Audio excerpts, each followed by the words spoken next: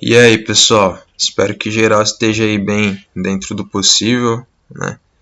E o que a gente vai estar já começando nessa aula, o assunto que a gente vai estar começando é barroco, que é um assunto meio assim, é meio cabuloso, meio embaçado, mas não é também, beleza? É só nós ir ali com uma calma, né? Tipo, tiver na dúvida, colar junto, que fica tudo na paz, fica tudo na tranquilidade. E é o seguinte, né? Quando nós tá falando de barroco, né? Eu tô até que já meio estralado também no café, que a gente tem que prestar atenção. Vamos prestar atenção, beleza? Porque assim, ó, barroco, quando a gente tá falando do barroco, a gente tá falando do período, né? Artístico. A gente tá falando do período que vai ali do final do século XVI até um começo, até meados ali do século XVIII, beleza? Quando eu falo final do século XVI, eu estou falando ali tipo 1570, 1580, 1590 principalmente, beleza? E aí até um começo de 1700, certo? Do século de 1700. E vai ser fundamental a gente já ver o que está acontecendo, né, no mundo nesse período aí. E quando a gente vai, né, olhar aí o contexto histórico do barroco, a gente vai ver que tem, né, é tipo uma pauleira mesmo, né? Porque assim, você tem várias ideias conflitantes, ideias muito fortes naquele período, que tem muita força, mas que não tem nada a ver uma com a outra. O que eu quero dizer com isso? Ó, por partes. Vocês lembram do Renascimento? Renascimento é aquele movimento, né, tipo, cultural, geral, né, tipo, filosófico, político, certo?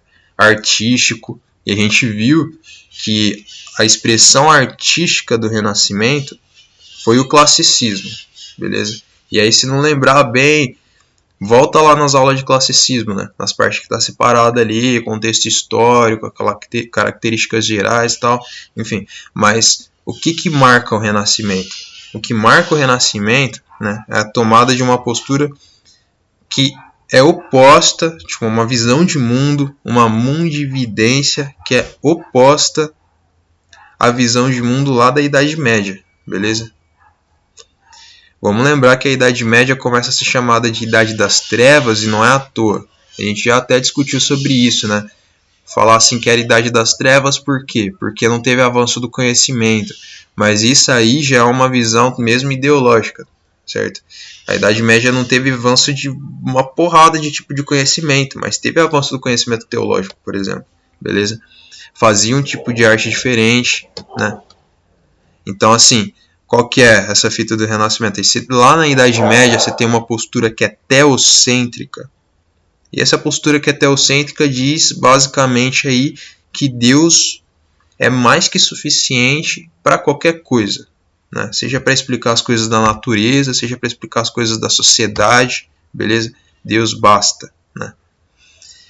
E a postura do Renascimento, né, vocês vão ver que é uma postura antropocêntrica, certo? O que é esse antropocentrismo? Beleza? Esse antropocentrismo é o que é o ser humano no centro, né? O que significa isso? Significa que eles vão estar recuperando os valores lá da antiguidade clássica, né? Grécia Antiga, Roma Antiga, né? Principalmente no momento que você vê ali que tem o surgimento da filosofia, certo? Vocês vão lembrar, né, das aulas de filosofia aí que vocês estão tendo, né, que o surgimento da filosofia no mundo ocidental é ali na Grécia, beleza? Na Grécia Antiga. E o que marca nessa postura antropocêntrica? É basicamente o ser humano se colocando aí no centro dos problemas, né, para resolver os próprios pepinos, certo? Vocês vamos lembrar assim, ó, lá no Renascimento tem um cara que é bastante importante na Idade Moderna aí, que é o Maquiavel, certo? Para a filosofia política. E tem um momento de um texto dele, né, do Príncipe mesmo, que ele fala assim, pô, não tô dizendo, né, que Deus e o acaso não decide boa parte das coisas do mundo, do universo. Não é isso que eu estou dizendo. Na verdade, a gente tem isso já como muito bem aceito na sociedade. Mas, até para não contrariar aquela ideia toda lá do livre-arbítrio, vamos dizer que é 50%, 50%, beleza? Então, 50% é Deus ou acaso resolvendo as coisas, os outros 50% fica para o ser humano, né? E esse 50% que faz toda a diferença aí, que os caras vão começar a pensar ali como que, enfim, esses problemas da sociedade e tal, tudo mais, né, a questão de conhecer a natureza e etc., é um esforço que o ser humano pode empregar, certo? E essa postura antropocêntrica do Renascimento, então, ela é uma postura que, se você está mais próxima dela, né, muitas das respostas que a Igreja Católica Apostólica Romana estava dando, você já não vai mais aceitar, certo? Então, vamos ver que a Igreja Católica, que tinha todo o poder ali, né, dentro no contexto da Idade Média, a Igreja Católica já perde aí um certo poder, beleza? Não estou falando que ficou fraco, não ficou fraca, mas perde poder, né, quando o Renascimento ganha tanta força. Né? Vamos lembrar que é um período também das grandes navegações que começa a acontecer. E os caras começam a achar que tá, né, que tá arrasando, né? Que no momento da colonização, a invasão, né, de terras de outros povos, né, a imposição da cultura europeia, tudo isso com um projeto de dominação econômica, de enriquecimento das metrópoles, certo? Então isso aqui, pessoal, é um momento bastante importante, esse aqui do Renascimento. Beleza? Vou colocar aqui o destaque. Por quê? A gente está falando ali, final do século 16, 1570, 1580, 1590, pá.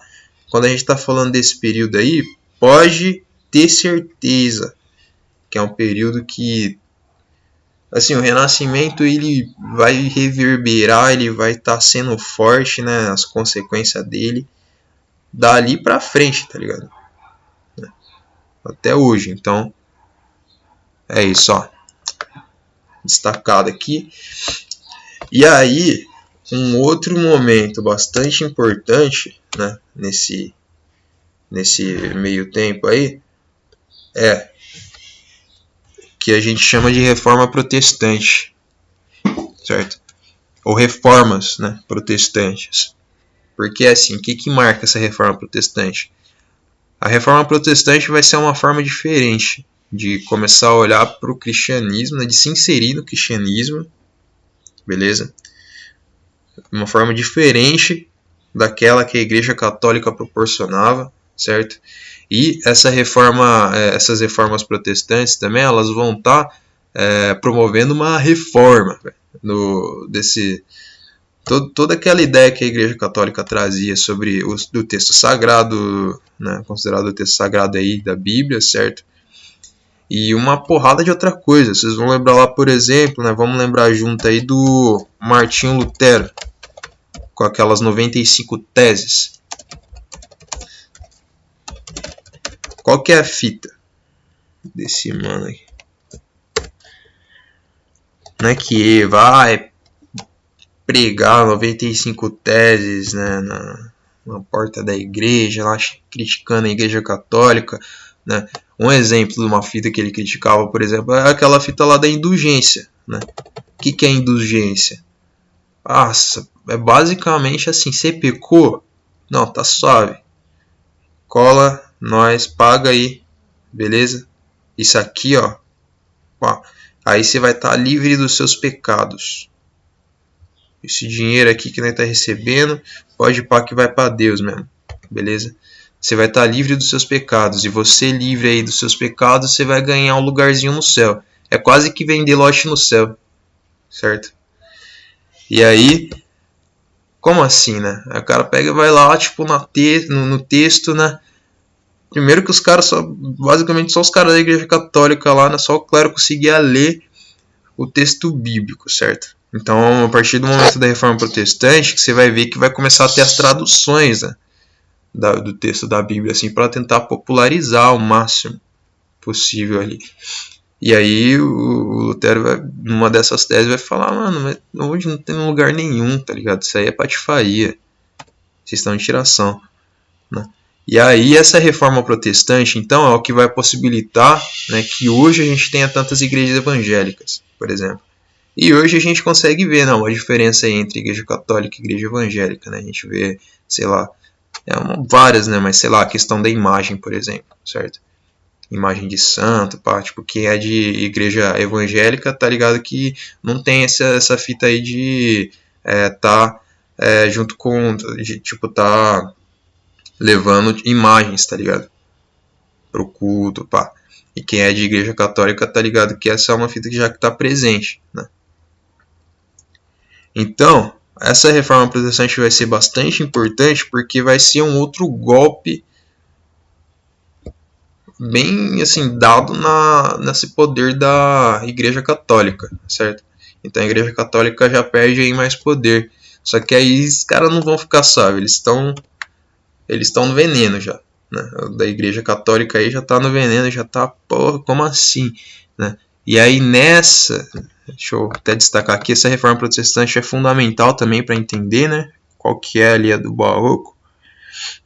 E aí nessa que a Igreja Católica tá então nesse momento, certo, de ter perdido tanta influência nesse período de tempo aí entre o final da Idade Média e 1540 e o meio ali do século XVI, beleza? Aí a Igreja Católica já vai pensar numa reação para tentar recuperar os fiéis que debandaram, certo? Ou ali por causa do Lutero, ou por causa do Calvino também, né? Vamos lembrar então aí que, por que eu falei reformas protestantes também, porque não é só uma, né? Isso vai estar acontecendo em vários locais diferentes na Europa, beleza? E tendo influências, né? Tipo Lutero em lugares específicos, sei lá, tipo, em lugares mais específicos e o Calvino em outros lugares, né? Tipo, mais em Inglaterra, pá. Mas tudo tem esse movimento, né? De justamente revisar todas essas ideias essas ideias erradas aí da Igreja Católica ali naquele momento, beleza? E aí então a Igreja Católica, para recuperar, vão fazer um movimento de contra-reforma, certo? Essa contra-reforma aí que vai ser marcada ali pelo Concílio de Trento, beleza? Que vai estar acontecendo entre 1545 e 1663. E a fita desse Concílio de Trento então é encontrar as formas de recuperar os fiéis que debandaram. E na hora de eles entrar lá na discussão, lá no brainstorm deles, lá para tentar entender qual que é essa fita, tem aqui ó, uma imagem, né, que seria aí uma pintura aí sobre o Concílio de Trento e tal. Na hora que eles estão lá discutindo, chegam algumas ideias, né? Tipo, eles colocam umas ideias. Uma das ideias é a Companhia de Jesus, certo? Então, tipo, uma sistematização assim mais forte, né, do trampo dos jesuítas, beleza? Que aí vamos lembrar, né, o papel dos jesuítas. Num primeiro momento, pregar ali na Europa mesmo, para conquistar os fiéis. Mas depois estão colando nos projetos coloniais das metrópoles, certo? Então a gente vê a presença dos jesuítas aqui no Brasil, né? Quando a gente pensa ali no quinhentismo, beleza? Muito forte, aquela literatura catequética ou literatura de formação, beleza?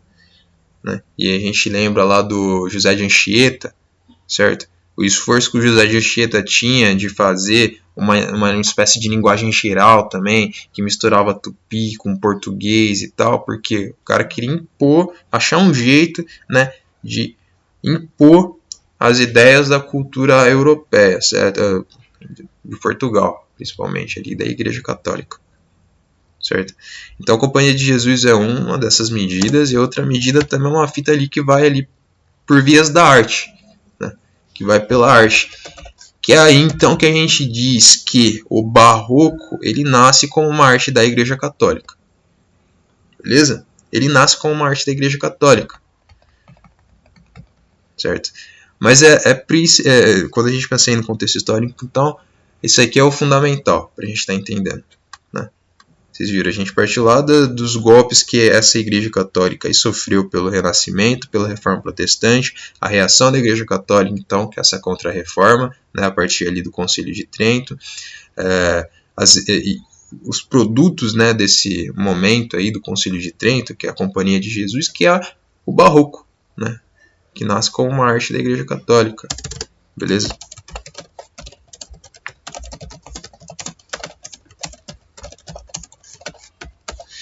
Nasce como uma arte da Igreja Católica, mas não se encerra como uma arte da Igreja Católica, certo? Que é aí o que a gente vai estar vendo daqui para frente. Quais são essas características do Barroco, as características desse Barroco no começo, as características do Barroco depois, certo? Porque assim, o Barroco nasce aí, né, como essa reação, mas quem vai estar se apropriando, né, por uma série de técnicas, uma série, enfim, de medidas, né, dentro da arte e dentro dessa proposição artística do Barroco, quem vai estar se apropriando vai ser umas pessoas tudo angustiada, mano, angustiada. Por quê? O que eu falei? Que é uma pauleira isso aqui, porque assim, é uma pauleira lá fora, né, pensando assim nessa disputa política, de discurso e tal, e é uma pauleira também dentro da cabeça de cada pessoa que está vivendo ali naquele momento, né? Porque quem que tá certo no final da conta, né? Os caras do Renascimento, é a Reforma Protestante, a Igreja Católica, certo? Então começa ali com uma arte da Igreja Católica, mas depois o Barroco vai virar uma arte da indecisão, uma arte da incerteza, né? E a gente vai ver isso de forma mais específica aqui para frente.